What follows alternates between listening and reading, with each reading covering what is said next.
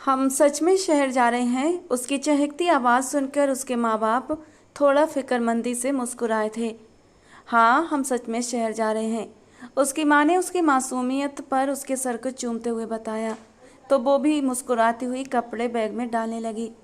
हम शहर जा तो रहे हैं उन लोगों के कहने पर, लेकिन अगर वहाँ उन लोगों ने हमें यहाँ वापस भेज दिया तो हम क्या करेंगे? गंगा जी ने अपने पति से धीरे से पूछा ताकि रानी सुन न सके। रानी कमरे में बैठी बैग में कपड़े डाल रही थी। उसके चेहरे पर मासूमियत भरी मुस्कान खेल रही थी। अपने अतीत से बेखबर वो मज़े से शहर जाने की खुशी में थी। नहीं, इतने साल तक उन्होंने हमें तंग नहीं किया, तो अब वहाँ बुलाकर भी तंग नहीं करेंगे। नंद किशोर जी ने संजीदगी से उसके कंधे पर हाथ रखकर विश्वास दिलाया। गंगा फिर भी फिक्रमंदी से रानी को देखने लगी, इस बात से बेखबर कि वे अनजाने में उसी शहर जा रहे हैं जहां उनकी बर्बादी छुपी थी। वे गांव से रात के पहर निकले थे ताकि किसी को मालूम न हो सके कि वो लोग कहाँ जा रहे हैं। तीनों वहां से निकलकर शहर की ओर बढ़ गए। वहां पहुंचकर उन्हें काफ़ी परेशानी का सामना करना पड़ा, क्योंकि उन्हें शहर की ज़िंदगी की ज़्यादा जानकारी नहीं थी। लेकिन फिर भी उन्होंने वहाँ रहने का इंतजाम कर लिया। रानी भी ज़्यादा पढ़ी लिखी नहीं थी और उसका बाप भी इतना पढ़ा लिखा नहीं था कि कोई अच्छी नौकरी हासिल कर सके। नंदकिशोर जी ने एक दिन में ही किराए का मकान ढूंढ लिया और अगले दिन ही मजदूरी पर निकल गए। और जब काम से घर लौटे तो उनकी हालत बहुत ख़राब थी। रानी को उनकी हालत देखकर उन पर तरस आने लगा। पापा, मैं भी नौकरी करूंगी, फिर आपको इतनी मेहनत नहीं करनी पड़ेगी। उसकी बात सुनकर नंद किशोर जी ने सर नामे हिला दिया। नहीं बच्चे, तुम यहाँ की नहीं हो। तुम्हें नहीं मालूम शहरी लोग कैसे होते हैं और यहाँ कैसे रहना होता है। उन्होंने बड़े ही प्यार से मना कर दिया, लेकिन रानी ने जिद लगा ली कि वो नौकरी जरूर करेगी। पापा, मुझे नौकरी मिल जाएगी, आप फिक्र न करें। अब मैं बड़ी हो गई हूँ, मैं सब कुछ कर सकती हूँ, वो मुस्कुराकर बोली। नंद किशोर जी हंस पड़े। कितनी बड़ी हो गई हो कि हमें भी पाल सको? उसके माँ बाप दोनों मुस्कुराकर पूछने लगे। पापा, मैं पक्का अपना ख्याल रखूंगी और ख़ुद को कोई नुकसान नहीं होने दूंगी, वो उनका हाथ थाम कर बोली। नंद किशोर जी ने गहरी सांस ली। अब तो वो उन्हें बेबस कर चुकी थी। ठीक है, लेकिन मैं तुम्हारे साथ चला करूँगा। उनकी बात पर रानी ने अंगूठा दिखाया और मुस्कुराकर उनके सीने से लग गई, क्योंकि उसके लिए ही वो ये सब कुछ करने पर मजबूर थे, वरना गांव की ज़िंदगी तो उन्हें हमेशा से अपनी अपनी सी लगती थी। वो आंखें खोलकर बड़ी बड़ी बिल्डिंग्स को देख रही थी। उसके चेहरे पर अच्छी खासी हैरत थी। पापा, इस कंपनी में चलें? उसने उंगली से इशारा एक बड़ी सी बिल्डिंग की ओर करके पूछा था। अरे नहीं बेटा, वो तो अमीरों का होटल है, हम जैसे गरीबों का वहाँ क्या काम। नंद किशोर जी की बात सुनकर रानी ने अफसोस से उस बड़ी सी बिल्डिंग को देखा। एक दिन मैं यहाँ जॉब जरूर करूँगी पापा, आप देख लेना, उसने मुस्कुराकर कहा। और नंद किशोर जी भी मुस्कुरा दिए। रानी उसी बिल्डिंग को देखते हुए सोच रही थी, एक दिन तो आएगा कि वो यहाँ काम करेगी। उसके इरादे मजबूत हो चुके थे, वो हार मानना नहीं चाहती थी। उसके पापा ने उसके सर पर हाथ रख दिया। फिर वो लोग एक कंपनी में गए जहाँ पैकिंग का काम होता था। रानी ने जल्दी ही सारा काम सीख लिया। कंपनी के मालिक ने उसे नौकरी पर रख लिया और रानी बहुत ज़्यादा खुश हो गई। खुशी खुशी वो अपने पापा के साथ घर वापस लौट आई थी। अब उसे अगले दिन से ही काम पर जाना था। नौकरी जाने की उत्सुकता इतनी ज़्यादा थी कि उसे रात भर नींद भी नहीं आई। अब वो रोज़ सुबह जाती और शाम को लौटती। धीरे धीरे लोगों की ज़िंदगी शहर में सेट होने लगी। घर का गुजर बसर ठीक ठाक होने लगा। वो अपनी ज़िंदगी से अब खुश थी। उसके पापा भी रोज़ मेहनत कर रहे थे। दोनों मिलकर घर का किराया और बाकी खर्च पूरे कर लेते। रानी बहुत दुबली पतली, नर्म नाजुक और मासूम सी लड़की थी। नैन नक्श बेहद प्यारे थे और उसकी पर्सनालिटी में नरमी थी। रानी, तुम्हें पता है मेरा क्या सपना है? वो अपने काम में व्यस्त थी जब वहाँ पर बनी उसकी नई दोस्त ने हसरत भरे शब्दों में कहा। रानी ने अपने काम से सर उठाकर उसे देखा। अच्छा, क्या सपना है? मैं ब्लू मून 5 स्टार होटल में काम करना चाहती हूँ। उसकी बात पर रानी ने हैरत से देखा। कौन सा? वो जो हमारी कंपनी के रास्ते में नीले रंग से बड़ा सा भी लिखा है? वो एकदम चहक कर पूछने लगी। हाँ हाँ वही। वहाँ बहुत ज़्यादा डिग्री की ज़रूरत नहीं है, वहाँ टैलेंट चलता है, उसने चुटकी बजाते हुए कहा। रानी पूरी तरह उसकी तरफ घूम गई। उस होटल को देखकर ही तो रानी ने कहा था कि वो एक दिन वहाँ जॉब जरूर करेगी। अरे पूजा, मैं भी वहाँ जॉब करना चाहती हूँ यार, उसने पूजा का हाथ थामकर कहा और जल्दी से उसके करीब होकर बैठ गई। पूजा, तू मुझे पढ़ना लिखना सिखा देना, मैं भी वहाँ जॉब करना चाहती हूँ। वहाँ की लड़कियाँ कितनी प्यारी होती हैं, वो आंखों में सपने सजाकर बोली। तो पूजा ने उसके हाथ पर हाथ रख दिया। क्यों नहीं रानी, हम ऐसा करते हैं, लंच टाइम में यहाँ एक स्कूल खोल लेते हैं, पूजा ने चुटकी बजाकर कहा। उसे हर बात में चुटकी बजाने की आदत थी। पूजा की बात सुनकर रानी हंस पड़ी और फिर धीरे धीरे पूजा ने रानी को पढ़ाना शुरू कर दिया। उसने अपने पापा से किताबें भी मंगवा लीं, कुछ बेसिक इंग्लिश सीख ली और हिंदी में भी अच्छा खासा पढ़ना लिखना सीख रही थी। उसके माँ बाप हैरान होते थे कि ये वही रानी है जो आज से 3 महीने पहले घर की 4 दीवारी में रहती थी। उसकी वजह से उसकी राह अब आसान हो रही थी और रानी की दिलचस्पी पढ़ाई और होटल में जॉब हासिल करने के लिए धीरे धीरे बढ़ती ही जा रही थी। एक दिन वो घर लौटी तो उस पर जैसे कयामत टूट पड़ी। उसके पापा की पीठ पर सीमेंट की भारी बोरी ऊंचाई से गिर गई थी कि वो उठने के काबिल न रहे। माँ बेटी दोनों उन्हें अस्पताल लेकर गए। अस्पताल के चक्कर काटे कि उनकी हड्डी ठीक हो जाए, लेकिन जितने पैसे ऑपरेशन के लिए चाहिए थे उतने पैसे कहाँ से आते। गंगा ने रानी के सामने किसी को कॉल भी लगाया, लेकिन कॉल रिसीव न हुई। वे दोनों 4 दिन अस्पताल में रहकर घर लौट आईं। गंगा अपने पति का ख्याल रख रही थी। रानी की सैलरी इतनी ज़्यादा न थी कि वो किराया, बिजली, पानी, गैस के अलावा और भी खर्च उठा पाती। 1 महीने में ही उन्हें वार्निंग मिल चुकी थी कि अगर 2 महीने का किराया न दिया तो वो लोग घर खाली कर दें। रानी बुरी तरह परेशान हो गई। उसने ओवर टाइम भी लगाया, लेकिन समस्या हल न हो सकी। एक दिन जब वो होटल के पास से गुजर रही थी तो उसने सोचा, इंटरव्यू देकर देखती हूँ, क्या पता किस्मत चमक ही जाए। उसने रिसेप्शन से जानकारी ली और इंटरव्यू के लिए मैनेजर के पास चली गई। मैनेजर ने सर से पांव तक रानी को देखा, फिर मुस्कुराकर उसका इंटरव्यू लेने लगा। कुछ शब्द रानी को इंग्लिश के आते थे। उसने पूरे कॉन्फिडेंस से जवाब दिए, तुम्हारी क्वालिफिकेशन वेट्रेस के लिए काफ़ी नहीं है, लेकिन खैर हमें टैलेंट चाहिए और मुझे लगता है तुमसे यहाँ के कस्टमर को कोई प्रॉब्लम्स नहीं होगी, वो मुस्कुराकर बोला था। मैनेजर का सूट बूट सब कुछ बहुत महंगा था और होटल तो इतना बड़ा था कि उनके फर्श की टाइलों में इंसान अपना चेहरा देख ले। वो तो ऐसी टाइल्स पर चलने की आदी भी नहीं थी, बार बार स्लिप होते होते बच रही थी। मैनेजर की बात पर वो खुशी से उछल पड़ी। उसका बस नहीं चल रहा था कि वहीं पर डांस करना शुरू कर दे। उसे तो बिल्कुल भी उम्मीद नहीं थी कि वहाँ नौकरी मिल जाएगी।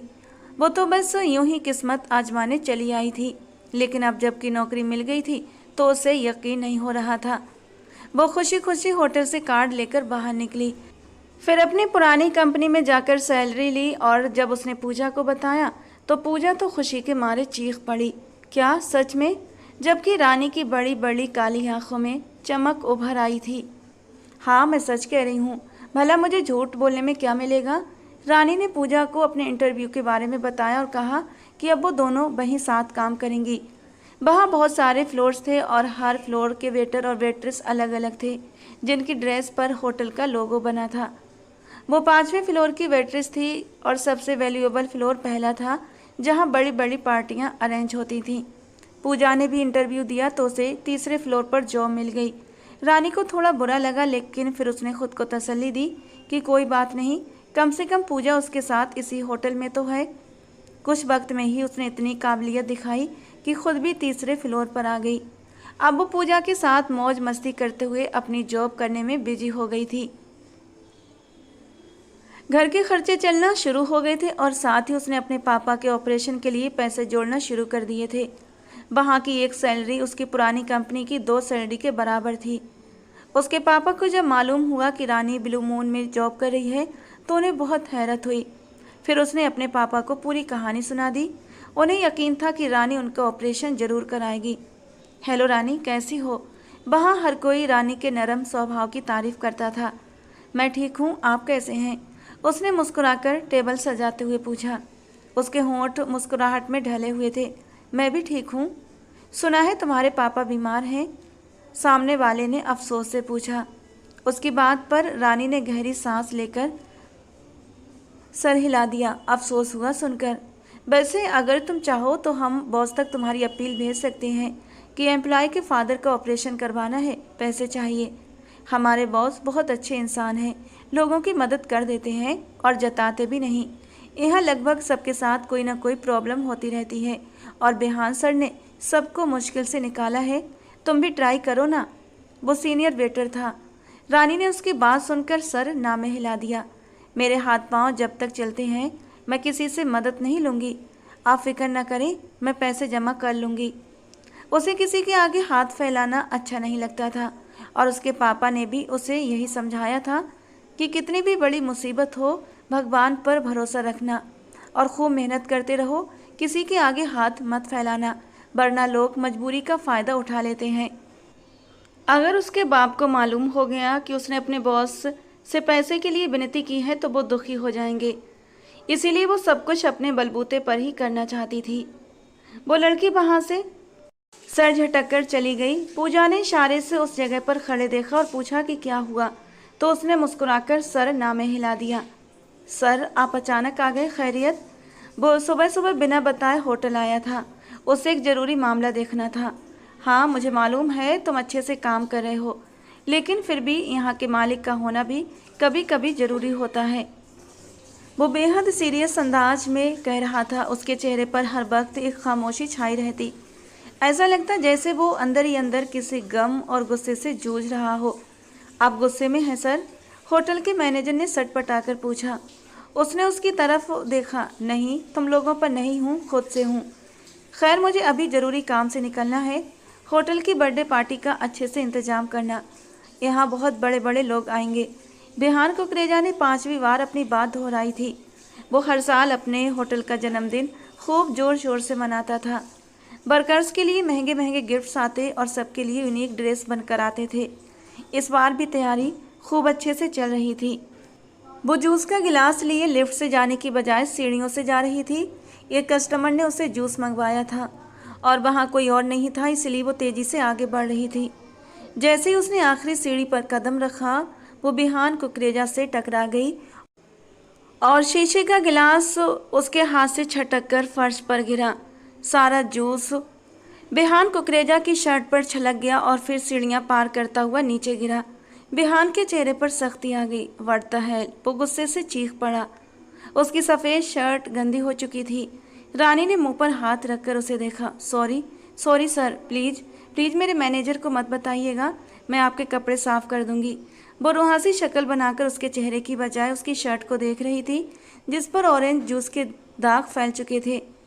बिहान ने उसकी नेम प्लेट देखी और फिर चौंक कर आंखें छोटी की। उसने उसका नाम दोबारा पढ़ा, रानी नंद किशोर। उसके होंठ धीरे से हिले। इससे पहले वो उसकी ओर ध्यान देता, किसी ने रानी को आवाज़ लगाई। आप प्लीज़ मैनेजर से मेरी शिकायत मत करना, वो कहते हुए पलट गई। उसने बिहान का चेहरा ठीक से नहीं देख पाया था। वो इतनी जल्दी में थी कि सीधी कस्टमर के पास भागी, जो बस लेट आने के लिए चीखने ही वाला था। सर, ये किसने कर दिया? मैनेजर पीछे से आया और बिहान से पूछने लगा। मैनेजर के चेहरे पर स्टाफ की हरकत पर गुस्सा आया हुआ था। रानी नंद किशोर, ये लड़की कब से यहाँ पर काम कर रही है? उसने हैरानी से उसकी बात को इग्नोर करके पूछा, तो मैनेजर उसकी तरफ हैरत से देखने लगा। सर, अभी सिर्फ 2 महीने हुए हैं। सर, क्या मिस रानी से ही गलती हुई? उसने सख्ती से दूर कस्टमर को जूस सर्व करती रानी को घूरते हुए पूछा था। मैं उसे खुद ही हैंडल कर लूँगा, तुम्हें इस मामले में बोलने की इजाज़त नहीं है, बिहान ने उसे रोकने वाले अंदाज में कहा था। लेकिन उसे स्टाफ और रानी पर गुस्सा आ रहा था। बिहान कुकरेजा के बजते फ़ोन ने उसका ध्यान खींचा और वो अपनी मीटिंग के लिए चला गया। शाम में छुट्टी से पहले मैनेजर ने स्टाफ को जमा किया और रानी का नाम लिए बिना अच्छी खासी स्टाफ को झाड़ पिला दी। उसके अंदर गुस्सा था जो उसने सारा निकाल दिया। रानी कहना चाहती थी कि गलती उसकी है, सबको ना डांटें, लेकिन मैनेजर तो गुस्से में आपे से बाहर हो गया था। वो डांट कर जाने लगा जब रानी भागकर पीछे आई। सर, गलती मेरी है, मैंने वो जूस गलती से गिरा दिया था। वो अभी बोल ही रही थी जब मैनेजर ने हाथ उठाकर उसे रोक दिया। ध्यान रखना आइंदा गलती ना हो, उसने कहा और वहाँ से चला गया। जबकि रानी मुंह बनाकर पीछे घूमी। पूजा मुस्कुराकर उसे देख रही थी। क्या हुआ तुम्हें? उसकी गहरी मुस्कुराहट पर रानी ने हैरत से पूछा। लगता है तुम्हारा मैनेजर के साथ कोई चक्कर है। पूजा को न जाने क्यों शरारत सूझ रही थी। चक्कर? अगर मुझे चक्कर चलाना हुआ ना तो इस होटल के बॉस से चलाऊंगी।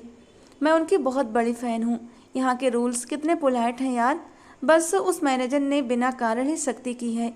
उसने बड़े ही गुस्से से मैनेजर के ऑफिस को घूरा। हाँ यार, तेरे इरादे तो बड़े नेक हैं। बॉस अच्छे इंसान है यार, बस वो थोड़ा सा सख्त हैं। दिमाग पर बर्फ़ के पानी की तरह लगते हैं। पूजा की बात सुनकर रानी ने ना समझी से उसे देखा। अरे बाबा, जब हम ठंडा पानी पीते हैं तो वो दिमाग पर लगता है ना। बस हमारे बॉस भी ऐसे ही बर्फ़ के पानी की तरह सीधा दिमाग पर लगते हैं, और दिल पर तो सिर्फ अपनी बीवी के लगेंगे। पूजा हंसते हुए अपनी फिलॉसफी झाड़ रही थी। क्या मतलब? वो शादीशुदा हैं? रानी ने पलटकर आंखें निकाल कर पूछा। पता नहीं, उनके बहुत रूप हैं यार। कोई कहता है उनकी बीवी मर गई, कोई कहता है कि मंगनी के बाद मर गई, और कोई कहता है कि बिहान सर के ठंडे और कठोर रवैये को देखकर किसी और के साथ भाग गई। उसने बिहान कुकरेजा की कहानी कुछ ही लाइनों में पूरी सुना डाली। चलो जी, लोगों की बातों पर यकीन क्यों करें, किसी दिन अपने सर से खुद ही पूछ लेंगे। उसने पूजा की तरह चुटकी बजाई तो पूजा हंस पड़ी। हाँ, और इतने अच्छे सवाल के बाद सर हमारा प्रमोशन करेंगे और सीधा फर्स्ट फ्लोर की ड्यूटी दे देंगे। पूजा ने गाड़ी में बैठते हुए कहा। होटल की गाड़ी बहुत आरामदायक थी। उसमें एसी लगा था और उसकी सीट तो बहुत ही कंफर्टेबल थी। वो घर पहुंची तो उसके पापा ने उसे अपने पास बुला लिया। और सुनाओ रानी, तुम्हारा दिन कैसा कटा? बहुत अच्छा पापा, वहाँ सब लोग बहुत अच्छे हैं, बहुत प्यार से बात करते हैं, रानी ने मुस्कुराकर कहा। नंद किशोर जी भी खुश हो गए थे। फिर पता नहीं उनके दिमाग में क्या आया। अच्छा रानी बेटा, एक बात बताओ, तुम्हें कोई मिला तो नहीं जिसने कहा हो कि वो तुम्हें जानता है? नंद किशोर जी ने डरते डरते पूछा। नहीं पापा, रानी ने सर नामे हिलाकर कहा। मुझे यहाँ कोई कैसे जानता होगा पापा, मैं यहाँ पहली बार आई हूँ। न कोई मेरी शक्ल जानता है, न कोई मेरा नाम। वो मुस्कुराकर बोली और जल्दी जल्दी अपने पापा को सेब काट कर खिलाने लगी। आखिरी पीस खाते हुए नंद किशोर जी ने कहा, बेटा अब जा, तू भी आराम कर ले, दिन भर काम कर करके थक जाती है। और वो अपने पापा के गले में बाहें डाल गई। पापा, मैं थकती नहीं हूँ, मुझे अच्छा लगता है आपके लिए इतना सब कुछ करना, मम्मी के लिए करना। जब आप लोगों के चेहरे पर ये चमक होती है ना, तो मेरी सारी थकान उतर जाती है। नंद किशोर जी ने प्यार से बेटी के सर पर हाथ रखा। उनकी ये बेटी ही उनके जीने का एक सहारा थी, एक उम्मीद थी। वो उसे दुनिया के हर गम से बचाना चाहते थे, लेकिन कुछ तो ऐसा था जो उन्हें अंदर ही अंदर खा जा रहा था। रानी को लेकर वो डरे हुए थे, एक ऐसा सच जो वो किसी को बताना नहीं चाहते थे। तभी गंगा नंद किशोर जी के पास आकर बैठी। आप कब तक रानी से छुपाएंगे? गंगा की बात सुनकर उन्होंने चुप रहने का इशारा किया, क्योंकि रानी अभी तक कमरे से नहीं गई थी, बल्कि नंद किशोर जी की दवाइयाँ चेक कर रही थी। पापा, हमारे होटल की बर्थडे है, वो हंसते हुए बोली। उसके पापा ने हैरत से पूछा, होटल की बर्थडे? होटल की बर्थडे कौन मनाता है? उनके लिए तो ये हैरानी की बात थी। ये सादा से लोग इन चौंचलों से कहाँ जानकार थे। हाँ देखिए ना पापा, जब मैंने सुना तो मैं भी इतना हंसी कि हम अपनी सालगिरह तो मनाते नहीं, और वहाँ हमारे बॉस होटल की मना रहे हैं। वो अपना बैग खाली करते हुए बोली। वो होटल की पार्टी में पहनने वाला कोई नया ड्रेस ढूंढ रही थी। तुम बैठो, मैं तुम्हारे लिए खाना लगाती हूँ, उसकी माँ ने उठते हुए कहा, तो वो सिर हिलाने लगी। उसके पापा उसे गौर से देख रहे थे। अचानक से सारी जिम्मेदारी उसके नाजुक से कंधों पर आ गई थी। उसने वहीं अपने मम्मी पापा के साथ बैठकर खाना खाया और दिन भर की ढेर सारी बातें की। फिर वो अपने कमरे में उठकर चली आई और अपना बॉक्स खोलकर देखा, जहां वो धीरे धीरे पैसे जमा कर रही थी। उसने सारे पैसे गिनना शुरू कर दिए और फिर एक गहरी सांस लेकर रह गई। अभी तो बहुत सारे पैसे बाकी रहते थे। उसने बॉक्स फिर से वापस अलमारी में रखते हुए सोचा, इस ऑपरेशन में जितने पैसे चाहिए थे ये रानी हर महीने की सैलरी से जमा कर रही थी। पहले कोई टिप देता तो वो नहीं लेती थी, फिर मैनेजर के कहने पर लेने लगी। वो पैसे भी इसी बॉक्स में डाल देती थी। उसका पर्सनल खर्च कोई ख़ास नहीं था। ड्यूटी की यूनिफॉर्म थी और गाड़ी भी होटल की थी। एक वक्त का खाना वो होटल से ही खाती थी। वो सब कुछ सिर्फ और सिर्फ अपनी फैमिली के लिए कर रही थी। पैसे अलमारी में रखकर वो सोने के लिए लेट गई। धीरे धीरे करते हुए उसे होटल में काम करके 4 महीने हो चुके थे। इस दौरान उसकी गैर मौजूदगी में काफ़ी रिश्ते उसके लिए आए जिन्हें उसके पापा ने रिजेक्ट कर दिया था। पेपर्स साइन करो। बिहान कुकरेजा के बाप गुस्से से गरजे। उसने लाल आंखों से उन्हें देखा। आप ये सब करके मेरे दिल से उसकी मोहब्बत निकाल नहीं सकते डैड। उसने शांति से उन्हें याद करवाना चाहा, लेकिन वो जख्मी शेर बन गए। क्या समझते हो खुद को? हमसे अलग होकर होटल बना लिया, अपना एक नाम कमा लिया, अपने कदमों पर खड़े हो गए, तो तुम्हें तुम्हारे माँ बाप की ज़रूरत नहीं रही। यहाँ साइन करो बिहान और हमारी जान छुड़ाओ उस मनहूस से। उन्होंने गुस्से में चीखते हुए कहा। आपने एक बार भी उसे कुछ और कहा तो अच्छा नहीं होगा पापा। जिसे आप मनहूस कह रहे हैं वो मेरी रग रग में बसी हुई है। मैं अपने होटल का अकेला मालिक हूँ। ये मत सोचिए कि मैं ये घर छोड़ते वक्त सोचूंगा। उसकी धमकी ऐसी थी कि सुमोना जी फौरन सोफ़ा छोड़कर उसके पास आकर खड़ी हुई। बिहान, ये क्या तरीका है बाप से बात करने का? उन्होंने अफसोस भरे शब्दों में बेटे को पुकारा। वक्त ने कुछ ऐसे जख्म दिए थे उसे कि उसका दिल जख्म से चूर हो गया था। बिहान, ऐसा तो नहीं था जैसा अब हो गया था। वो भी जिंदगी से भरपूर हंसने मुस्कुराने वाला भरपूर नौजवान हुआ करता था। आंखों में जिंदगी जीने की चमक हुआ करती थी। लेकिन कुछ हुआ था उसके साथ ऐसा कि उसकी ज़िंदगी से सारी खुशियाँ रूठ कर चली गई थीं। अब सिर्फ और सिर्फ अपनी ज़िंदगी को वो अपने आप पर एक बोझ की तरह ढो रहा था। सुमोना जी ने अफसोस से बेटे को देखा था। उन्हें अपने बेटे की खुशियाँ बहुत प्यारी थीं, लेकिन पति भी कम जिद्दी नहीं थे। ये कहना गलत नहीं था कि बिहान की खुशियों को छीनने वाला कोई और नहीं बल्कि खुद उनके पति थे। उन्हें समझ नहीं आ रहा था कि वो करें तो क्या करें। मॉम, आप समझा दें डैड को। मैं उनकी बात नहीं मान सकता। मैं अपने इरादों में सख्त हूँ, आप लोग जानते हैं। इसीलिए अपनी फिजूल सी कोशिशें करना छोड़ दें। उसने कहते हुए अपना कोट उठाया और लंबे लंबे कदम भरकर बाहर निकल गया। वो इस घर में 1 मिनट भी रुकना नहीं चाहता था। इस बड़े से महल जैसे घर में उसका दम घुटता था। अब उसका रुख अपने कुकरेजा बिला की तरफ था। अब क्यों पीछे पड़े हैं उसके? वो जब अपनी तलाश करते करते खुद थक जाएगा तो फिर खुद ही साइन कर देगा। अभी उसे उसकी मर्जी करने दीजिए। उसे गुस्सा मत दिलाइए। वो आपके बिजनेस से बिल्कुल आज़ाद, अपनी दौलत का अलग मालिक है। आप उसे कंट्रोल नहीं कर सकते जैसे विशाल और राहुल को करते हैं। उन्होंने अपने दोनों बड़े बेटों के नाम लिए जिन्हें वो दौलत से अलग करने की धमकी देकर कंट्रोल करते थे, जबकि बिहान उनकी इस धमकी से आज़ाद था। उसने बहुत समय पहले अपने बलबूते पर एक छोटा सा बिजनेस शुरू किया था जो आज देश के टॉप लग्जरी होटलों में शामिल था और उसका नाम शहर के मशहूर और बहुत अच्छे लोगों में गिना जाता था। वो बिजनेस की दुनिया में उभरता हुआ सितारा बन चुका था।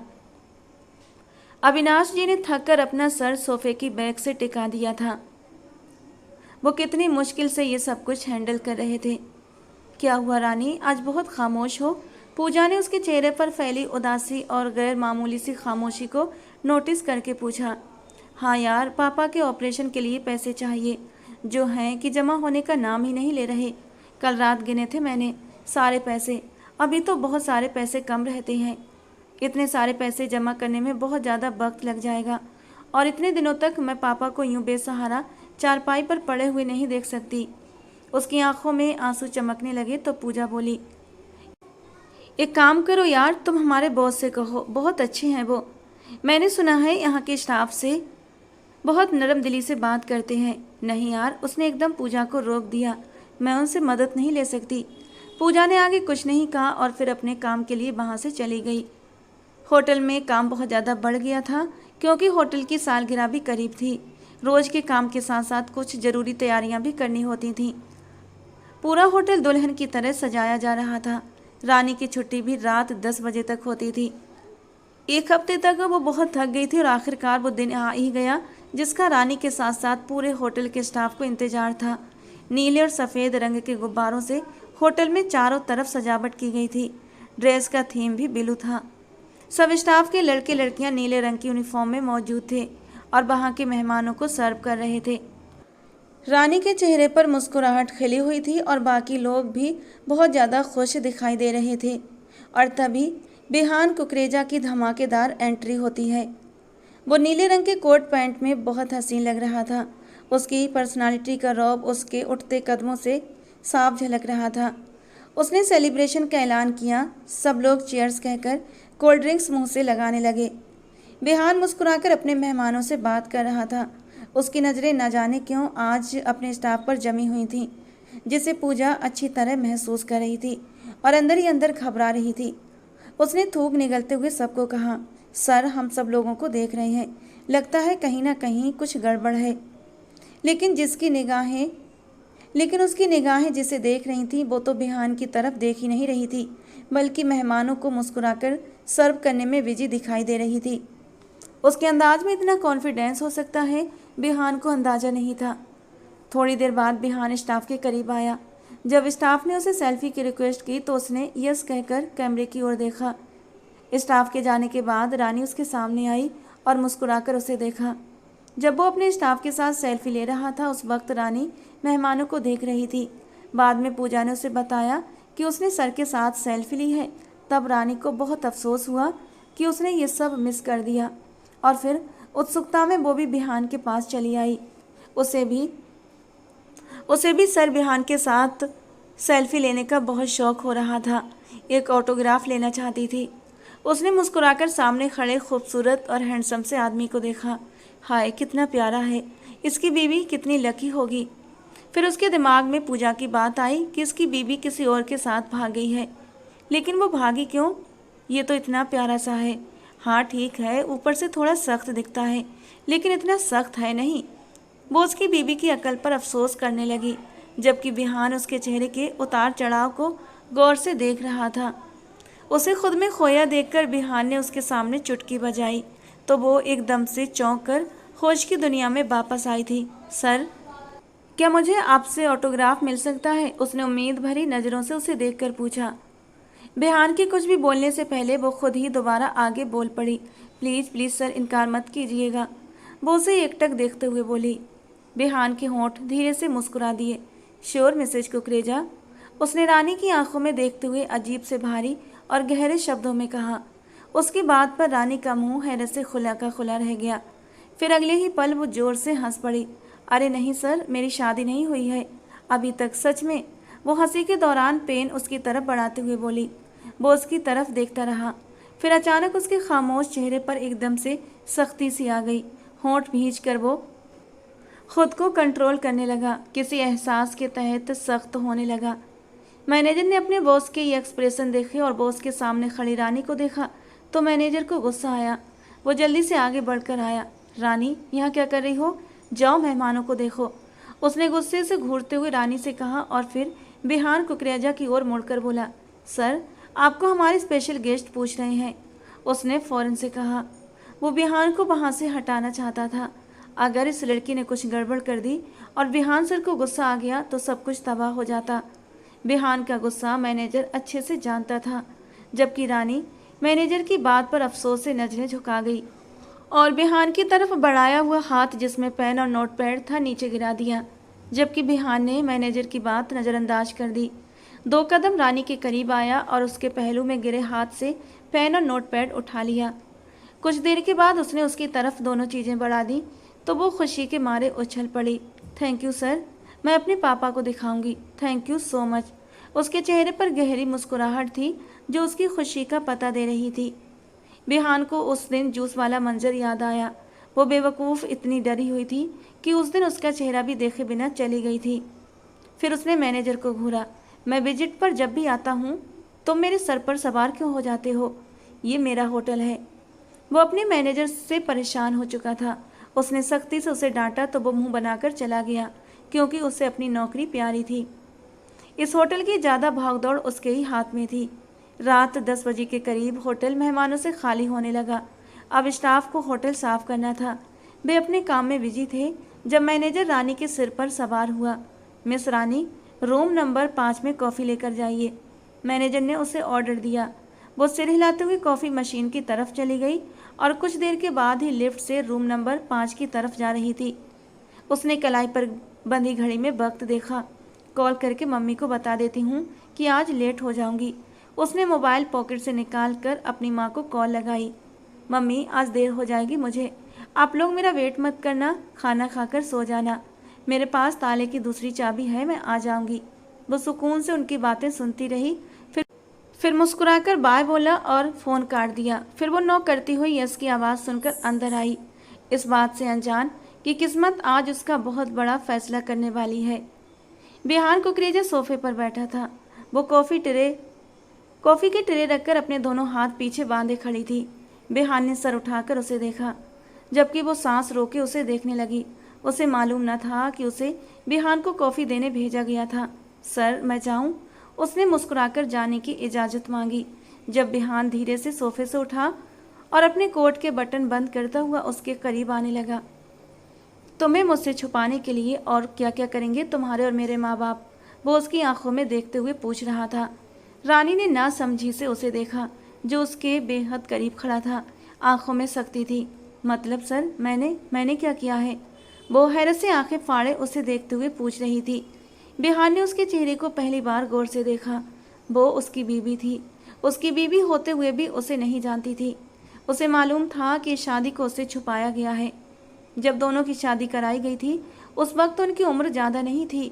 गांव की रस्मों रीति के अनुसार इन दोनों की शादी बचपन में ही कर दी गई थी और उसे पता था कि इस बचपन की शादी को रानी से छुपाया गया होगा। गांव से शहर का सफ़र भी इसी वजह से करवाया गया था, ताकि वो इससे बच सके। लेकिन जब इस रिश्ते में बंध ही चुके थे, तो ये सब करने से वो दोनों अलग कैसे हो सकते थे? उनका रिश्ता इतना कमज़ोर तो नहीं था कि टूट जाता। वो एक मजबूत रिश्ते में बंधे हुए थे। दुनिया के किसी भी कोने में चले जाते, किस्मत उन्हें मिला ही देती। रानी अभी भी हैरत से आंखें फाड़े उस इंसान को देख रही थी। वो क्या कह रहा था, उसे समझ नहीं आ रहा था। तुम्हें किसी ने बताया नहीं कि तुम किसी की बीवी हो? वो उसकी आंखों में हैरत देखकर पूछने लगा, जबकि उसकी बात पर रानी की आंखें और भी बड़ी हो गईं। बीवी? लेकिन सर, मेरी तो शादी। उसके होठों से मुश्किल से टूटते हुए शब्द निकले थे। आज जाकर अपने माँ बाप से सवाल करना और कहना बिहान कुकरेजा ने कहा है। अब उससे छुपना मुमकिन नहीं है। उसने सख्त निगाहों से कहा तो रानी को हैरत का जोरदार झटका लगा। उसका दिमाग तो सिर्फ एक ही शब्द पर अटक गया था, बीवी, शादी।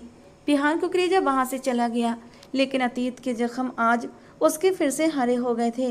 15 सालों के जख्म जो धीरे धीरे नासूर बनते जा रहे थे। लेकिन आज रानी को अपने सामने देखकर बिहान के जख्मों पर जैसे ओस की ठंडी बूंदें पड़ गई थीं। रानी उस रूम में दीवार के साथ हैरानी से खड़ी सोच रही थी। जो उसके साथ हुआ वो सपना था या फिर हकीकत? वो कांपते कदमों से बाहर आई तो मैनेजर जल्दी से भागता हुआ उसकी तरफ आया। मैम, आपको घर छोड़ने का हुक्म है, प्लीज़ गाड़ी में बैठ जाइए। मैनेजर के तो होश ही गुम हो गए थे जब कमरे से निकलते हुए बिहान ने मैनेजर से कहा था, रानी मेरी बीवी है, आइंदा उससे सख्ती से बात की तो तुम्हारी नौकरी गई। और तब से ही वो बेहोश होने की कगार पर था। रानी ने उसे देखा और गाड़ी में जाकर बैठ गई। उसका सर बुरी तरह घूम रहा था। आसपास क्या हो रहा था उसे खबर नहीं थी। वो चाबी से लॉक खोलकर घर में दाखिल हुई। उसके माँ बाप सोए नहीं थे, उसी के इंतजार में जाग रहे थे। उन्होंने खाना खा लिया था, लेकिन उसे देखे बिना सोने की आदत नहीं थी। रानी के चेहरे पर मुस्कुराहट की जगह गहरी खामोशी छाई हुई थी। वो सीधा उनके सामने आकर बैठ गई और उसने आते ही यूनिफॉर्म भी चेंज नहीं किया, वरना वो यूनिफॉर्म होटल में ही पहनती और वहीं छोड़कर आती थी। आज उसका सर इतना घूम रहा था कि उसे कुछ भी समझ नहीं आ रहा था। खाली खाली नज़रों से वो अपने माँ बाप को देख रही थी। मेरी शादी कब हुई थी? उसने एकदम सपाट अंदाज में पूछा तो दोनों जी जान से कांप उठे। तो क्या बिहान तुम तक पहुंच चुका है? क्या तुम्हें बिहान मिला था? नंद किशोर जी ने हिचकिचाते हुए पूछा। रानी ने सर हिलाकर हाँ कहा। गंगा, तुरंत यहाँ से चलने की तैयारी करो, हमें यहाँ से निकलना होगा, वरना सब कुछ बर्बाद हो जाएगा। उसके पापा डर से कांपने लगे थे, जबकि रानी ने भीगी आंखों से अपने पापा की ओर देखा था। आपने इतनी बड़ी बात मुझसे छुपाई। मैं किसी की बीवी हूँ और आप लोग क्यों भाग रहे हैं? क्यों आखिर? वो चीख उठी। गंगा ने उसके करीब आकर उसे खुद से लगा लिया। उसके पापा तो उठने के काबिल न थे। किशोर, प्लीज बता दें इसे सब कुछ, उसकी माँ ने विनती करते हुए कहा। नंद किशोर जी सर झुका गए। रानी उनकी तरफ देखने लगी जब उन्होंने बताना शुरू किया। हमारे गांव से भी अच्छी कोई चीज़ होगी नंद किशोर, अविनाश मुंह में पान चबाते हुए पूछ रहे थे तो नंद किशोर जी हंस पड़े। तुम तो शहर भी जाते हो, तुम्हें मालूम होगी कोई जगह है भी तो, वो हंसकर बोले थे। रानी अब 5 साल की हो गई है, शादी कर दो उसकी मेरे बेटे बिहान के साथ। अविनाश ने अचानक इतनी बड़ी बात कह दी कि नंद किशोर चौंक गए। अभी दोनों बहुत छोटे हैं। नंद किशोर जी ने बात को टालना चाहा, लेकिन अविनाश न माने। कहाँ छोटे हैं, भगवान की कृपा से मेरा बिहान 13 साल का और रानी 5 साल की है। रानी अपनी शादी को भूल भी जाए लेकिन बिहान तो याद रखेगा। और वैसे भी दोनों एक दूसरे के बिना कहाँ रहते हैं। और फिर इसमें गलत क्या है? तुम्हारी और मेरी शादी किस उम्र में हुई थी भला, बताओ? हाँ, वो तो ठीक है कि हमारे गांव में बचपन में शादियां करवा देते हैं और फिर विदाई लड़के लड़की के बालिग होने के बाद करते हैं। लेकिन अविनाश, अब जमाना बदल रहा है, हमें अब पुराने रीति रिवाजों से बाहर निकलना होगा, ये सब कुछ छोड़ना होगा। अभी तो ये बच्चे हैं, हमारी बात मान लेंगे, लेकिन जब ये बड़े होंगे तो इनके भी अपनी खुद की मर्जी होगी, अपने सपने होंगे, अपने विचार होंगे। अगर ये हमारे जोड़े गए इस बचपन के रिश्ते को स्वीकार न करें तो क्या होगा? अरे नंद किशोर, तुम बेकार में ही इतना सोच रहे हो, कुछ भी नहीं होगा। ये तो रस्में सदियों पुरानी चली आ रही हैं हमारे गांव में। आज तक बताओ, कभी कोई ऐसी बात हुई? नहीं ना। हमारे ख़ानदान में बचपन में कराई गई ये शादियाँ हमेशा से फलती फूलती आई हैं। और देख लो, जिन्होंने इस रस्म का पालन नहीं किया वो आगे चलकर बर्बाद हुए हैं। और फिर मैं तुझसे अलग होना नहीं चाहता। तू जानता है ना, तेरे अंदर जान बसती है मेरी। आगे चलकर हम अपनी अपनी ज़िंदगियों में बिजी हो गए और तुम मुझे भूल बैठे तो कम से कम तेरी बेटी मेरे बेटे के नाम से जुड़ी होगी तो बेटी से मिलने तो आएगा ना। बस इसी बहाने हमारी भी मुलाकात होती रहेगी। अविनाश की बात सुनकर नंद किशोर जी जोर से हंस पड़े। वो जानते थे अविनाश उन्हें कितना चाहता है। दोनों की दोस्ती बचपन से ही थी, बड़े होने के बाद भी ये दोस्ती ख़त्म नहीं हुई थी। इस दोस्ती को लेकर सबसे ज़्यादा पॉजिटिव अविनाश ही रहता था और अब इस दोस्ती को एक मजबूत रिश्ते में बांधने की तैयारी भी कर चुका था।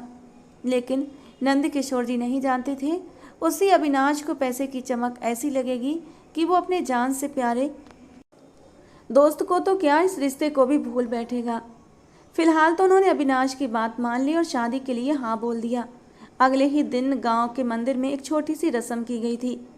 रानी तो उस वक्त एक मासूम सी गुड़िया थी। इस शादी को भी वो गुड्डे गुड़ियों का खेल समझ रही थी, लेकिन बिहान समझदार था। उसे ये छोटी सी नाजुक सी क्यूट सी गुड़िया बहुत पसंद थी और वो इस शादी से बहुत खुश भी था। लेकिन वो नहीं जानता था ये शादी उसे किस तरह तकलीफ से दो चार करेगी। शादी के बाद बिहान का दिल पूरी तरह रानी के लिए बदलने लगा था। जबकि रानी वही मासूम मुस्कुराहट होठों पर सजाए, छोटी सी फ्रॉक पहने, बालों की 2 पोनियां बनाए, हमेशा बिहान को तंग करती थी। बिहान शहर में पढ़ता था। जब छुट्टियों पर आता तो रानी उसका बैग छुपा देती कि अब तुम शहर नहीं जाओगे। वो मुस्कुराकर उसे कहता कि अब वो उसकी है और उसे भी एक दिन अपने साथ ले जाएगा। और तब रानी खुशी से खिल उठती। उसे शहर जाने की बहुत ख्वाहिश थी और जब उसे लगता कि उसका ये सपना बिहान पूरा करेगा तो उसे अपना ये सपना सच लगने लगता था। अविनाश शहर में जिस कंपनी में काम करते थे उसके मालिक की उम्र 60 साल थी। उनका अपना कोई नहीं था और वो अविनाश को बिल्कुल अपने बेटे की तरह चाहते थे।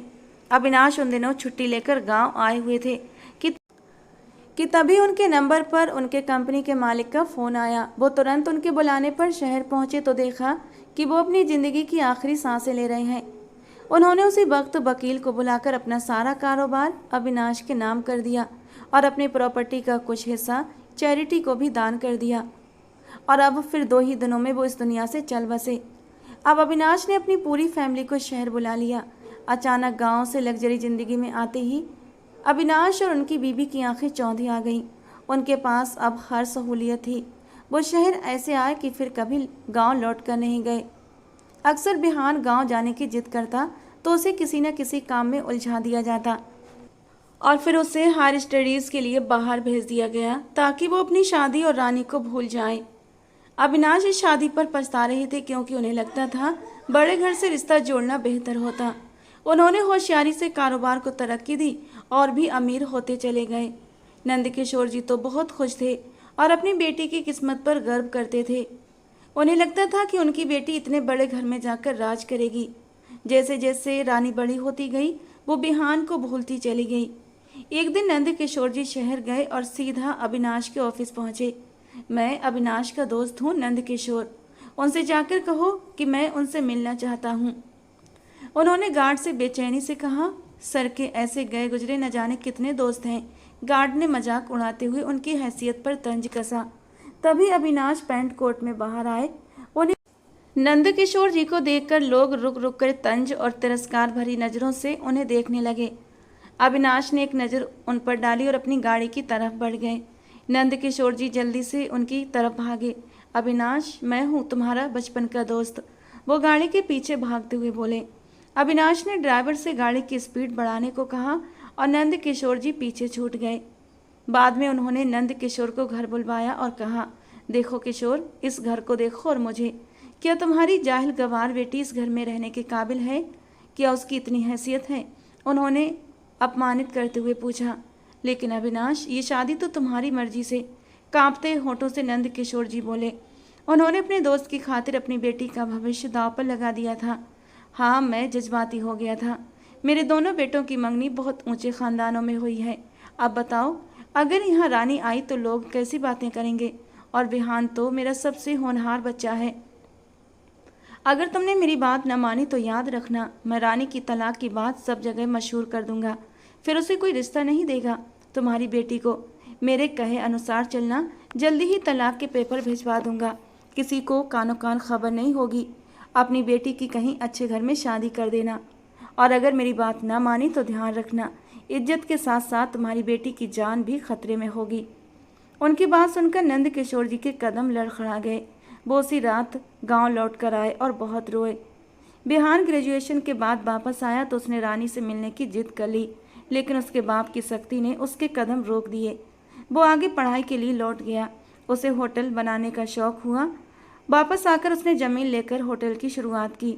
पढ़ाई के साथ साथ वो जॉब भी करता रहा। उसे अपने बाप के पैसे से कोई दिलचस्पी नहीं थी। मास्टर्स के साथ ही उसका होटल पूरा हो गया। उसने मेहनत करके छोटे से होटल को कुछ ही सालों में बहुत बड़ा बना डाला। उसके बाद बिहान गांव जाकर रानी को लाने की जिद पर अड़ गया। लेकिन तभी अविनाश ने नंद किशोर जी को कॉल कर दिया और कहा, रानी को छुपा कर रखो और उसे शहर ले जाओ। अविनाश ने उनकी कोई मदद नहीं की, बल्कि सोचा कि पैसा देखकर नंद किशोर जी लालच में आ जाएंगे। और ये सब तो अविनाश के स्वार्थी किरदार की झलक थी। जब बिहान अपनी दुल्हन को विदा कराने गांव पहुंचा तो उसे पता चला कि वो लोग तो गांव छोड़कर जा चुके हैं। ये खबर सुनकर वो अंदर तक टूट गया। बिहान चैन से नहीं बैठ रहा था और अविनाश उसके पीछे तलाक की बात लेकर पड़े हुए थे, साइन कराने पर अड़े थे। रानी की कहीं और शादी हो गई है, ये बात मानने से बिहान इनकार करता था। उसे यकीन था कि नंद किशोर अंकल शादी की अहमियत समझते हैं और वो ऐसा नहीं करेंगे। उसे मालूम था कि इन सब के पीछे उसका अपना बाप है। उसके माँ बाप अब रानी को स्वीकार करने को तैयार नहीं थे। उनके अनुसार रानी ना तो पढ़ी लिखी थी, ना उसकी हैसियत बिहान से मेल खाती थी। लेकिन बिहान बचपन से ही रानी से प्यार करता था। उसके लिए रानी को छोड़ना खुद को छोड़ देने के बराबर था। वो उसे ढूंढते ढूंढते पागल हो गया। उधर रानी उसी के होटल में वेट्रेस का काम कर रही थी। जब उसके ऊपर जूस गिरा और उसका नाम उसने देखा तो बिहान को चौंक गया। उसने उसकी सारी जानकारी निकलवाई तो पता चला कि नंद किशोर अंकल का ऑपरेशन होना है और रानी ज़्यादा सैलरी के चक्कर में यहाँ पर काम कर रही है।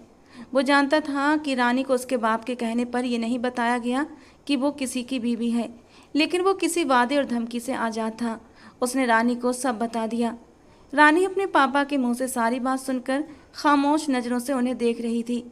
उसे पता चला कि वो उसी होटल के मालिक की बीवी है तो रानी को अपनी किस्मत पर हंसी आई। ये कैसा भयानक मजाक था।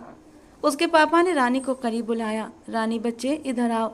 लेकिन उसने अपना सिर झुका लिया और फिर चुपचाप कमरे से बाहर निकलती चली गई। मुझे बिहान कुकरेजा से बात करके तलाक चाहिए ताकि मैं आज़ाद हो सकूं। उसने बेदर्दी से अपने गालों से आंसू पोंछे। कपड़े बदलकर वो छत पर बैठी रही और फिर सुबह होने पर लाल आंखों से उठकर तैयार हुई। बिना अपने माँ बाप से बात किए होटल के लिए निकल गई। गंगा, रानी ने तो नाश्ता भी नहीं किया। नंद किशोर जी की आंखें भीग गईं। वो सदमे में है, गुस्से में है, खुद से जंग लड़ रही है। लड़ने दो, जब जंग ख़त्म होगी तो नतीजा भी निकल आएगा और हम भी कब तक अविनाश भाई के कहने पर रानी को छुपाएंगे। वो भी अब उनके हुक्म पर चलते चलते तंग आ गई थी। नंद किशोर जी ने सर झुका लिया। गरीब होना भी इंसान के लिए एक सजा होता है। वो अगर अमीर होते तो अविनाश से दो दो हाथ कर लेते। होटल पहुंचकर रानी ने लॉकर की तरफ जाने की बजाय मैनेजर के ओर कदम बढ़ाए। बेहान कुकरेजा कहाँ है? उसके शब्दों की सख्ती ने मैनेजर को चौंका दिया। क्यों, क्या काम है आपको? जबकि रानी गुस्से से आग बबूला हुई थी। मैं आपको अपने पर्सनल काम क्यों बताऊं? रानी गुस्से से बोली। उसके बेकार के सवाल उसे और भड़का रहे थे। वो ऊपर अपने रूम में है, मैनेजर ने कहा और अपने काम में लग गया। रानी लंबे लंबे कदम उठाती उसके ऑफिस के बाहर पहुंची। आज रानी को क्या हुआ है? इतने गुस्से में कभी नहीं देखा। पूजा हैरत से ऊपर फ्लोर की ओर गर्दन उठाकर बोल रही थी। लगता है अपने पापा के लिए पैसे मांगने आई है। एक और लड़की ने अपनी तरफ से कहानी बना ली। वो बेहान कुकरेजा की बीवी है। लगता है दोनों में लड़ाई हुई है। मैनेजर ने आकर स्टाफ पर जैसे बम फोड़ दिया। सब एक साथ चौंक पड़े। आप क्या कह रहे हैं? रानी, वो लड़की, वो उस बेहान सर की बीवी? पूजा का सिर तो बुरी तरह चकरा गया था। हाँ, मुझे भी कल ही सर ने बताया, वरना रानी ने कभी जुबान से एक शब्द नहीं कहा था। मुझे तो लगा था कि बेहान ने उसे स्टाफ की जासूसी के लिए भेजा है। अब सब काम छोड़कर हैरत से इसी बात पर चर्चा करने लगे। रानी ने अंदर दाखिल होने से पहले गहरी सांस ली और दरवाजा धकेलकर भीतर आई। बेहान किसी से कॉल पर जरूरी बात कर रहा था। उसे आते देख उसने कॉल बिना कुछ कहे बंद कर दी। शादी जैसे भी हुई हो, अब आप तलाक देकर इस मामले को ख़त्म कर दें, उसने साफ शब्दों में कहा। उसे लपेटकर बात कहने की आदत नहीं थी। मैंने तुम्हें इसलिए कल रात बताया कि तुम सुबह आकर तलाक मांगो, बेहान गुस्से से लाल आंखों के साथ बोला। इतने लंबे इंतजार के बाद रानी से उसकी मुलाकात हुई थी और अब वो उससे क्या मांग रही थी? तलाक। गुस्से में उसकी मुट्ठियां कस गईं। आपके पापा मुझे अपनी बहू बनाना नहीं चाहते। मैं एक आम सी लड़की हूँ, एक छोटी सी नौकरी करती हूँ। आपका और मेरा कोई जोड़ नहीं हो सकता। इसीलिए आपसे हाथ जोड़कर विनती है कि इस तमाशे को यहीं ख़त्म कर दें। अभी तक ना तो आपका और मेरा कोई रिश्ता बना है और न कोई जानता है कि मैं आपकी बीवी। उसकी बात अधूरी रह गई क्योंकि बेहान ने उसकी कलाई थाम ली और उसे अपनी ओर खींचा। वो उसके चौड़े सीने से आ लगी। बेहान ने उसके हाथ उसकी कमर पर मजबूती से रखे और धीरे धीरे उसे और भी अपने करीब खींचता चला गया। फिर उसने पीछे से हाथ उसकी गर्दन पर रखा और उसके नरम गुलाबी होंठों पर झुक गया। पूरी शिद्दत से उसके लबों का स्वाद लिया, उन्हें और भी लाल कर दिया। थोड़ी देर बाद उसने उसे खुद से अलग किया, जबकि रानी आंखें फाड़े उसकी इस हरकत पर दंग रह गई थी। बन गया ना रिश्ता, छू लिया मैंने तुम्हें। अगले ही पल उसने उसका हाथ पकड़ा और कमरे से बाहर आ गया। Listen to me carefully please. उसकी आवाज़ इतनी सख्त थी कि स्टाफ समेत वहां मौजूद कस्टमर भी उसकी तरफ आकर्षित हो गए। रानी चौंक कर उसकी शक्ल देखने लगी। शी इज़ माई वाइफ रानी कुकरेजा। तो अब आप लोग हमें कॉन्ग्रेचुलेट कर सकते हैं। उसकी बात पर स्टाफ ने तालियां बजाईं, जबकि रानी को गुस्सा आया। एक तो वो उसके होंठों पर किस कर गया था और उसे अपने होंठों पर अभी भी जलन का एहसास हो रहा था। ऊपर से आकर उसने उनके रिश्ते की अनाउंसमेंट भी कर दी थी। जो बात कुछ ही लोग जानते थे अब वो सबको मालूम हो गई थी और यहाँ से हर जगह पता चल जाती। आप ये क्या कर रहे हैं? मैं आपकी बीवी नहीं बन सकती। वो उसे वापस कमरे में ले आया। मैंने शादी मजाक में नहीं, पूरे दिल से की थी। मेरे बाप ने तुम तक पहुँचने की राहें बंद कर दी। इसका ये मतलब नहीं कि मैं तुम्हें भूल गया था। यहाँ रोज़ तुम्हें महसूस करता था। तुम्हें पता भी है कितना तड़पा हूँ। तुम्हें शादी का मालूम नहीं था, लेकिन मैं 13 साल से 28 साल की उम्र तक इसी दर्द में जी रहा हूँ कि मेरी बीवी न जाने किस हाल में होगी और वो मेरी जिम्मेदारी है। मेरे बाप ने कहीं मेरी बीवी को कोई तकलीफ ना पहुँचाई हो। तुम्हें ढूंढ ढूंढ कर पागल हो गया था और तुम कह रही हो कि तलाक देकर कहानी ख़त्म कर दूँ। वो आंखों में नमी लिए उसे कंधों से थामे झकझोर रहा था और रानी एकदम खामोश हो गई। उसने बेहान को गलत समझा। वो सोचती थी कि वो भी अपने बाप की तरह है, लेकिन उसकी मोहब्बत देखकर रानी के दिल में कसक उठी। बेहान पलटा, दराज से पिस्तौल निकालकर उसके हाथ में थमा दी। तलाकशुदा की जगह विधवा हो जाओ ताकि मुझे भी कोई दुख ना हो। ये लो और किस्सा यहीं पर ख़त्म कर दो। रानी के हाथ कांप उठे। नहीं प्लीज, आंसू बहाते हुए उसने पिस्तौल उसके हाथ से छीनकर दूर फेंक दी। बेहान ने उसे बाहों में भर लिया। मैंने बहुत मिस किया है तुम्हें। तुम मेरी रानी हो, मेरी जान हो। उसने उसने रानी का चेहरा अपने हाथों में लिया और उसे कुर्सी घसीट कर उस पर बिठा दिया। तुम यहाँ की वेट्रेस नहीं, यहाँ की मालिक हो। उसने फाइल निकाल कर उसके सामने रख दी। रानी ने ना समझी से उसे देखा। पहले साइन करो फिर बताऊंगा। नहीं, कोई चालाकी नहीं।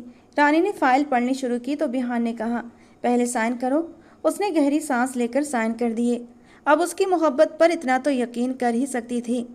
ये होटल अब तुम्हारे नाम है, तुम यहाँ की मालिक हो। जब तुम चाहो मुझे यहाँ से निकाल सकती हो। उसकी बात पर रानी को झटका लगा। आप ये क्या कह रहे हैं? मुझे कोई होटल नहीं चाहिए, ये आपका होटल है, आपकी मेहनत की कमाई का। वो पीछे हटने लगी जब बिहान ने उसकी कलाई थाम ली।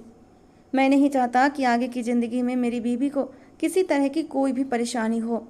अंकल को अस्पताल में एडमिट करवा दिया है। मैं एक कॉल करके आता हूँ, जब तक तुम रेडी हो जाओ। कुछ देर में ही अंकल का ऑपरेशन है। उसकी अगली बात सुनते ही रानी के पैरों में जैसे जान न रही। जिंदगी अचानक उस पर मेहरबान हुई थी या उससे कुछ छीनने वाली थी, उसे नहीं पता था। थोड़ी देर बाद बिहान वापस आया तो उसे हाथों से पकड़कर बाहर ले गया। सबने और रानी बिहान को देखा था। वो उसे गाड़ी में बिठाकर सीट बेल्ट पहनाने लगा। रानी गुमसुम सी बैठी थी। गाड़ी सीधी अस्पताल के बाहर रुकी। बिहान उसे लिए अस्पताल गया। अपने पापा को देखकर रानी होश में आई। वो बहुत बड़ा अस्पताल था। रानी कभी भी ऐसे अस्पताल में ऑपरेशन नहीं करवा पाती। पापा, वो अपने पापा को देखते ही उनके सीने से लिपट कर रोने लगी। आई एम सॉरी पापा, आपने मेरे लिए इतना कुछ किया और मैं सच्चाई जानकर आपसे रूठ गई। वो रोते हुए बोली। नंदकिशोर जी उसे चुप करवा रहे थे। गंगा ने उसे गले लगा लिया। बिहान ने उन लोगों से माफ़ी मांगी जिस पर नंदकिशोर को बुरा लगा। वो तो शुरू से ही हीरे जैसा बच्चा था। जहाँ नंदकिशोर को नई जिंदगी मिली, वहीं अविनाश ने अपनी शान और शौकत वाली जिंदगी खो दी। उनके दोनों बेटों ने उन्हें बैंक में फंसा दिया। उनकी कंपनी का दिवाला निकल चुका था। वो धराशायी होकर जमीन पर गिर गए। उनकी अकड़ और गुरूर एक पल में खाक हो गए। उनका घर सील कर दिया गया, गाड़ियां जब्त हो गईं, बैंक अकाउंट बंद कर दिए गए। उनके पास अब एक इकलौता सहारा बिहान का था। सब एक के बाद एक कॉल कर रहे थे। कुछ दिन बाद अस्पताल से नंदकिशोर की छुट्टी होनी थी। बिहान ने रानी से दोबारा शादी की बात रखी। वो अब पूरे होशो हवास में, पूरे रीति रिवाजों से ये शादी दोबारा करना चाहता था। रानी हैरत से उसे देख रही थी। वो उससे कितनी मोहब्बत करता है, इसका अंदाज़ा उसे एक ही दिन में हो गया था। डिस्चार्ज होते ही बिहान ने घर की खबर ली तो उसे गहरा झटका लगा। उसने गहरी सांस ली और एक ही शब्द कहा, गुरूर। फिर उसने लोकेशन भेजी और सबको रानी के घर बुलाया जहां शादी का इंतजाम किया गया था। उन सबके आते ही एक बार फिर रानी और बिहान की शादी कराई गई और शादी के तुरंत बाद बिहान ने विदाई की मांग कर दी। रानी घबराई हुई थी। वो सर हिलाने लगी लेकिन बिहान के आगे उसकी एक न चली। अविनाश जी अब भी गुस्से से पागल हो रहे थे। तुम्हारा दिमाग खराब है बिहान। दिमाग खराब नहीं हुआ, बल्कि अब सब कुछ सही होने वाला है। आप जानते भी हैं मैंने कितनी अमीर लड़की से शादी की है। ब्लू मून होटल की मालिक है ये लड़की। अगर न करता तो ये मुझे धक्के देकर बाहर निकाल देती। उसने तंज करते हुए खुद को और भी गुस्से में किया। और अब ये लड़की हमें तुम्हारे साथ रहने देगी? अविनाश और उनकी बीवी ने पूछा। रानी, क्या तुम्हें इन्हें अपने घर में रहने दोगी? उनकी बात सुनकर सबके चेहरे पर हैरानी छा गई। आपकी फैमिली है, आप जाने। उसने अपना पल्लू झाड़ा। लेकिन मैं तो तुम्हारा हूँ। अगर तुमने ना कहा तो मैं यहाँ नहीं रुकूंगा। मेरी पहली जिम्मेदारी तुम हो। मेरे लिए तुम ये घर छोड़ोगी, माँ बाप छोड़ोगी। और अगर मैं तुम्हें आरामदायक घर न दे सकूं तो ये मेरी बीबी के साथ जुल्म होगा। उसने सुकून से कहते हुए अपने घर वालों के दिल जला दिए। उसके माँ बाप, बहन, भाई और उनकी पत्नियां हैरत से उसे देख रहे थे जो इस लड़की के प्यार में पागल हो रहा था। रख लें, उसने धीरे से जवाब दिया और बिहान मुस्कुरा उठा। आप लोग डिफेंस वाले फ्लैट में चले जाएं। मैं रानी को लेकर अपने कुकरेजा बिला में रहूँगा। मैं नहीं चाहता आप लोग अपनी गलती की भरपाई किए बिना मेरी बीबी के पास रहें, क्योंकि आपकी आंखों में मुझे अभी भी कोई शर्मिंदगी दिखाई नहीं दे रही। बिहान ने नाम में सर हिलाते हुए कहा और रानी को उसके कमरे में ले गया ताकि पैकिंग में मदद कर सके। आपसे एक बात कहूँ, रानी ने मुस्कुराकर कहा, जो बिना एसी के पसीना पहुँचते उसके साथ काम कर रहा था। क्या? उसने नज़रें उठाकर पूछा। आप एक परफेक्ट हस्बैंड हैं, उसने मुस्कुराकर कहा तो बिहान हंसते हुए उसके पास बैठ गया और उसे अपने करीब कर लिया। उसका चेहरा प्यार से देखते हुए कहा, उसे वो अपने पास देखने का कब से ख्वाहिशमंद था। बिहान के करीब आने पर रानी थोड़ा सा घबराई थी। और उसकी घबराहट को बिहान ने महसूस कर लिया। उसने अपना होंठ दबाकर धीरे से मुस्कुराया। इतना घबराओगी तो कैसे चलेगा? अभी तो तुम्हें बहुत सी मंजिलें पार करनी हैं। वो शरारत से बोला। मंजिलें? कौन सी मंजिलें? उसने घबराकर बिहान के चेहरे को देखा, लेकिन उसके चेहरे पर फैली शरारत देखकर अगले ही पल सब कुछ समझ गई और शर्माते हुए अपना चेहरा दोनों हाथों में छुपा लिया। उसकी इस अदा पर बिहान खिलखिला उठा और उसे अपने सीने से लगा लिया। उनके जाने का वक्त हो रहा था। सब कुछ सेट करके वो रानी को विदा कराकर अपने कुकरेजा हवेली ले आया, जहां उसने पहले से स्वागत की तैयारियां कर रखी थीं। घर में पूजा को देखकर रानी हैरान रह गई। पूजा ने हर चीज़ बहुत दिल से की थी, और जब उसे सजे सजाए बिहान के कमरे में बिठा कर गई तो चुपके से उसके कान में फुसफुसाई, यार अब तो तुम होटल की मालिक बन गई हो, मेरा प्रमोशन करवा देना। बल्कि प्रमोशन छोड़ो, तुम तो मेरा उस मैनेजर से टाका फिट करा दो। उसकी इस शरारत पर रानी ने घूर कर उसे देखा तो वो हंस पड़ी। अच्छा बाबा, घूरो मत, लेकिन मेरी बात पर गौर जरूर करना, कहकर वो कमरे से चली गई। थोड़ी देर के बाद बिहान कमरे में दाखिल हुआ। उसकी आहट पर रानी का दिल जोर से धड़क उठा। वो सीधा उसके सामने बैठा और उसका घूंघट पलट दिया। उसके मासूम से रूप को देखकर बिहान के दिल में ठंडक उतर गई। फिर अपनी जेब से एक मखमली डिबिया निकालकर गोल्ड की एक चैन उसके गले में पहना दी, जिसमें वी और आर का पेंडल था। ये हमारे प्यार की निशानी है रानी, इसे कभी अपनी गर्दन से जुदा मत करना। चैन का लॉक लगाते हुए उसने आगे बढ़कर अपने होंठ उसकी गर्दन पर रख दिए। उसके नरम होठों का स्पर्श रानी के तन को महका गया। बहुत प्यारी लग रही हो, उसके सजे हुए रूप की तारीफ करते हुए बिहान बोला, जबकि रानी का चेहरा शर्म से लाल हो रहा था। बिहान की गर्म नजरें वो अपने वजूद पर महसूस नहीं कर पा रही थी, और उसका शर्म से महकता रूप बिहान के दिल में उतर रहा था। काफ़ी देर तक वो उसका हाथ थामे अपनी बेचैनियाँ उसे बताता रहा। बातों के दौरान वो उसकी ज्वेलरी भी उतारता गया, और जब सारी ज्वेलरी उतर गई तो उठते हुए बोला, मैं फ्रेश होकर आता हूँ, तुम भी कपड़े बदल लो, तुम्हारा नाइट सूट तो ड्रेसिंग रूम में रखा है। जब रानी ड्रेसिंग रूम में गई और अपना नाइट सूट देखा तो शर्म से लाल हो गई। वापस लौटकर उसने कहा, बिहान मैं ये पहनूंगी, इससे तो अच्छा ये भी ना पहनूं, क्योंकि ये पहनना ना पहनना एक बराबर है। वो नेट का एक छोटा सा कपड़ा था जो मुश्किल से उसके वजूद के कुछ हिस्सों को ढक पाता। उसके शर्म से दहकते चेहरे को देखकर बिहान की हंसी छूट गई। तो मत पहनो, मुझे तो कोई प्रॉब्लम नहीं है। उसने खींचकर रानी को अपने ऊपर गिराया और धीरे धीरे उसके ब्लाउज की डोरियों को खोलते हुए कंधे से अलग कर दिया और अपने दहकते होंठ उसके कंधे पर रख दिए। धीरे धीरे वो उसकी खुशबू को महसूस करने लगा और जज्बात की शिद्दत से अपने दांत उसके कंधे पर एक सिसकी थी जो रानी के होंठों से निकली थी। अगले ही पल उसने उसे तकिए पर गिराते हुए उसके ब्लाउज को उससे वजूद से अलग कर दिया। फिर उसके नरम गुलाबी होंठों पर झुकते हुए वो पूरी तरह मदहोश हो गया। वो हर पल बहकता जा रहा था और रानी की मदहोश सिसकियों में उसे खुद को रोकना मुश्किल हो रहा था। अगले ही पल वो उसे और खुद को हर पर्दे से आज़ाद कर गया। लाइट ऑफ करता वो उसके वजूद में उतरता चला गया। कमरे में जज्बात का तूफान था।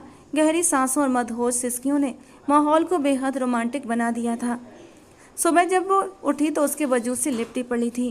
पूरी रात बिहान ने उसे चैन नहीं लेने दिया था और अब सुबह 4 बजे के बाद जाकर सोई थी। 10 बजे उसकी आँख खुली। उसने अंगड़ाई लेते हुए सिर उठाया। बिहान बेखबर सो रहा था।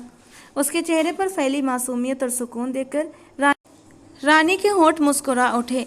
जब उसने पहली बार बिहान को देखा था तो उसे बिहान के चेहरे पर एक अनकहे दुख की दास्तान दिखाई दी थी, लेकिन अब वो दुख कहीं नहीं था, क्योंकि उसे उसका इश्क मिल गया था। नज़रों की तपिश को महसूस करते ही बिहान ने आंखें खोली और रानी को अपने चेहरे की तरफ देखता पाकर उसे भींचते हुए अपने करीब कर लिया। तैयार हो जाओ, आज हम दोनों ने मिलकर होटल जाना है। लेकिन मैं क्यों जाऊं, आप जाइए ना। वो जल्दी से उठी, लेकिन खुद पर नज़र पड़ते ही शर्म से लाल हो गई और दोबारा कंबल में दुबक गई। उसकी इस हरकत पर बिहान ने हंसते हुए उसे अपने करीब खींचा और धीरे से अपने हाथ उसकी नरम धड़कनों पर ले जाकर उन्हें महसूस करने लगा। बिहान छोड़ो मुझे। छोड़ने के लिए ये रिश्ता नहीं जोड़ा है रानी, हमेशा निभाने के लिए जोड़ा है। आगे से छोड़ने की बात मत करना। वो उसके होंठों पर झुकते हुए बोला। उसके जज्बातों की शिद्दत को महसूस करते हुए रानी ने सुकून से आंखें बंद कर लीं। वो एक बार फिर उस पर बरसने के लिए तैयार था। वो अपने होठों से उसके वजूद को छूता जा रहा था और ना करते हुए भी रानी उसकी संगत में दोबारा बहकती चली गई। फ्रेश होने के बाद वो तैयार हो रही थी, जबकि विहान पहले ही तैयार हो चुका था और अब घड़ी पहन रहा था। जबकि रानी लिपस्टिक लगाने लगी तो विहान ने उसके हाथ पकड़ लिए। ये मत लगाओ। क्यों? रानी बुरी तरह हैरान हुई। अगर मेरा वहाँ ऑफिस में मन बहक गया और तुम्हारे इन नरम होठों का जाम पीने के लिए मन किया तो? वो शरारत से उसके करीब आता हुआ बोला। विहान, आप भी ना। वो उसके सीने पर मुक्का मारते हुए उसके सीने से लग गई। दोनों तैयार होकर होटल के लिए निकल पड़े, जहां उनका जोरदार स्वागत हुआ। होटल का सारा स्टाफ आंखों में हैरानी लिए उसे देख रहा था, जो कल तक यहाँ मामूली नौकरी कर रही थी और अब इस होटल की मालिक बन बैठी थी। सबसे मिलने के बाद वो दोनों ऑफिस में आए तो रानी ने प्यार से विहान के करीब होते हुए कहा, विहान, क्यों ना आप अंकल आंटी को भी कुकरेजा बिला बुला लें? उन्हें माफ़ कर दें। मैं सबके साथ रहना चाहती हूँ, अकेले नहीं। रानी, मैं तुम्हें कोई परेशानी, कोई तकलीफ़ नहीं देना चाहता।